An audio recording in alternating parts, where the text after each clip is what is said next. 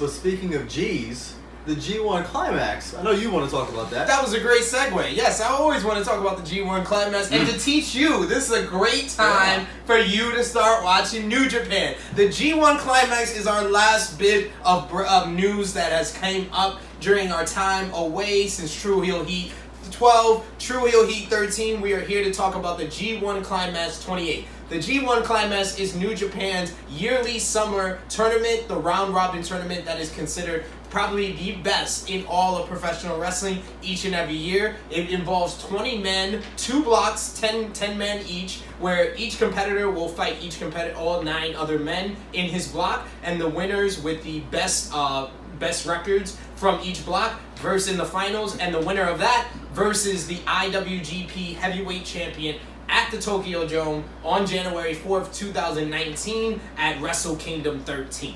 So, the Block A announcement, the Block A participants will be Tanahashi, the former now IWGP Heavyweight Champion, Kazuchika Okada. We got Michael Elgin, Toge Makabe, Yoshihashi, Hangman Page making his first appearance in the G1, Bad Luck Fale, Evil, Minoru Suzuki, and his first time in the G1 Climax, the reigning IWGP US Champion, Switchblade Jay White. What do you guys think about Block A? What matches stand out the most to you from the Block A side?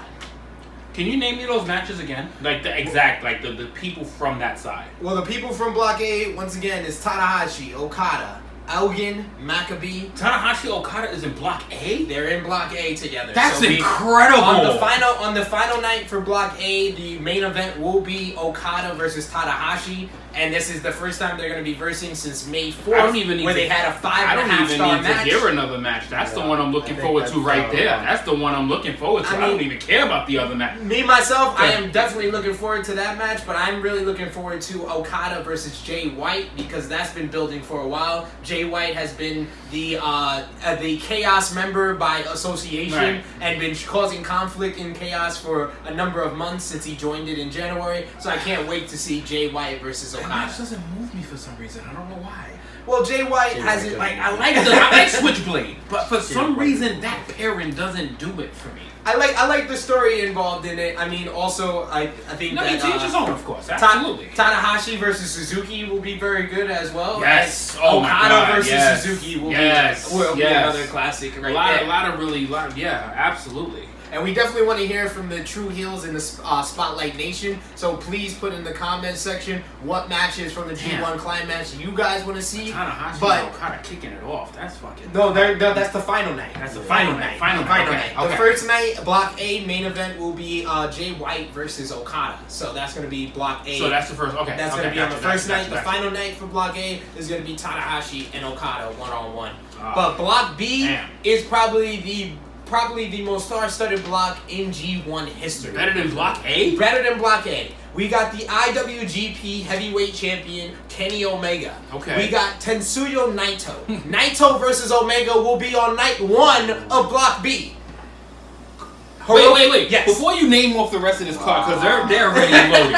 It's already loaded already, right? Yeah. So what happens if Kenny wins the climax? What happens if he wins? If he's the champion? There's only been 2 times in the G1 Climax history that the reigning IWGP Heavyweight Champion has won the G1 Climax. When the IWGP Champion wins the G1 Climax, he gets to choose his opponent at the Tokyo Dome for Wrestle Kingdom 13. So Kenny, do you see why people need to start loving New Japan? If Kenny wins, he gets to choose his opponent. So we got the reigning never openweight champion Hiroki Goto. We got Toru Yano, who Toru Yano, we know him for his comedy, but he always seems to get sneaky wins in the G1 Climax. Tomohiro Ishii, which is probably the most underrated wrestler in professional wrestling. Zack Sabre Jr., Tama Tonga, Sanada, Juice Robinson, and Kota Ibushi. Yes, Kota Ibushi and Kenny Omega are in the same block. The main event of Block B, final night, will be Omega versus Ibushi for the first time in 6 years. Oh my god! All right, you got me sold. You got me sold. But speaking of that Block B, did you see that promo? Saber versus Ishii? Yo, Saber will be in there. Ishii will be in that block. Dude, that's a match too. That's a match. Did you see the promo that Juice cut with that nasty ass broken hand? Juice Robinson cut one of the best babyface promos that I've seen in quite some time. Yes. And his hand was broken. That shit was like 3 times the size of his other hand. That shit was fucking broke. And we're going to talk about the G1 special where Juice will go one-on-one with Jay White for the IWGP US title. So there may be a new US champion going into the G1. So besides the obvious one, the Battle of the Golden Lovers, Omega versus Ibushi, what matches from Block B do you like? You said Ishii and Saber. Ishii and Saber, which they versed last year in the G1. Great match. Why do you want to see that match? So I don't not know anything about Japan, right? I just don't bother to watch it. I catch bits and pieces.